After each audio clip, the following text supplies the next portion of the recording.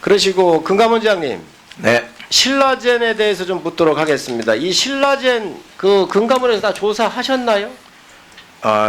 좀 오래됐는데 15년 2월에 저희가 경찰에 수사 의뢰했습니다. 경찰에 하셨습니까? 검찰에 하셨습니까? 경찰에 했습니다. 왜 검찰에 안 하고 경찰에 하셨습니까? 죄송합니다. 신라젠은 검찰에 했습니다. 네. VIK는 경찰에, 밸류 인베스트먼트 코리아는 경찰 쪽으로 했습니다. 자, 그런데 지금 이게 금감원에서 조사를 할 수 있는 데까지 다 하셔서 넘기신 겁니까? 하다가 말고 뭐 넘기라고 그래서 넘긴 겁니까? 뭐 저희가 어떤 그 단계까지는 저희가 해서 그거를 넘긴 것으로 그렇게 보고받고 있습니다. 네. 이거를 했었을 때 어떤 문제점들이 있었죠? 조사를 해서 넘겼으니까 문제가 있으니까 넘긴 거 아닌가요? 그것은 지금 조사가 진행 중인 과정에서 제가 답변하기가 조금 어려운 그런 상황입니다. 자, 문제는 이거를 조사하고 있는 것이 증권합동수사단이라는 거예요. 근데 추미애 장관이 와가지고 이걸 없애버렸어요. 근데 문제는 뭐냐, 여기에 여권의 실세들이 다 관련돼 있다는 겁니다. 보고 받으셨죠? 스탁옵션 받은 사람은 대통령의 주치의가 스탁옵션을 받았어요. 유시민 작가도 여기에 관련돼 있고, 김창호 전 국정홍보처장은 6억 2,900만 원인가를 수수를 해가지고 이분 같은 경우는 실형을 받았어요. 그리고 여기에 300억 원의 자금을 대줬던 것들, 대준 사람이 누구냐면 이 밸류 인베스트먼트 코리아 이철 대표라는 분인데 이분 자체가 노사모의 핵심이었어요.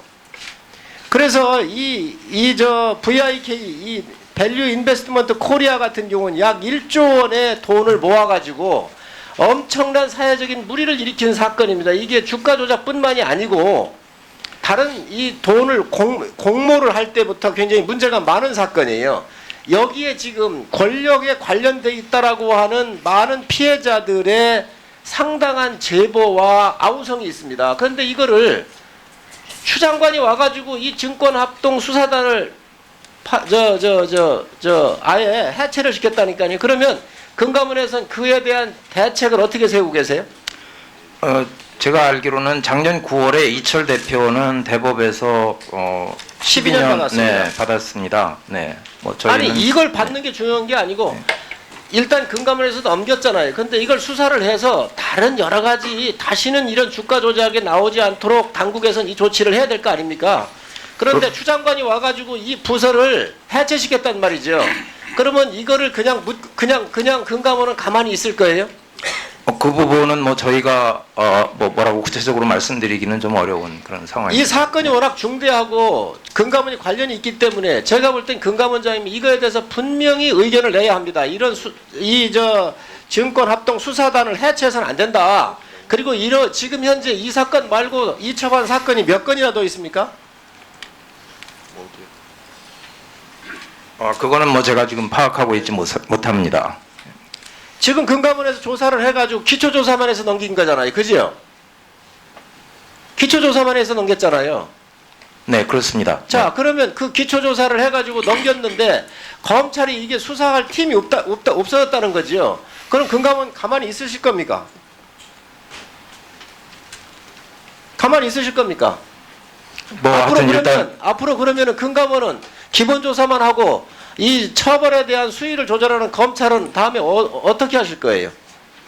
이거 그냥 계속. 그런데 이게 굉장히 국민적 의혹이 크다는 거죠. 여기에 나오는 사람들 보면 변양균, 김수현 다 이런 분들이 가서 강연을 했습니다. 물론 강연한 걸 범죄가 있었는지 없었는지를 예단할 수는 없는 겁니다. 이게.